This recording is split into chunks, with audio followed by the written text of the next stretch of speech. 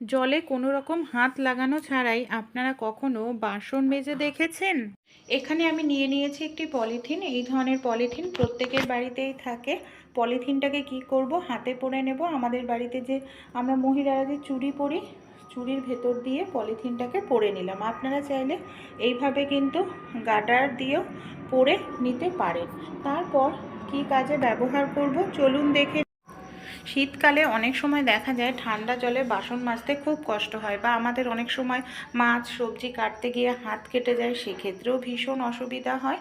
তাই আপনাদের কোনো রকম জলে হাত দেওয়ার প্রয়োজন পড়বে না, সাবানেও হাত দেওয়ার প্রয়োজন পড়বে না।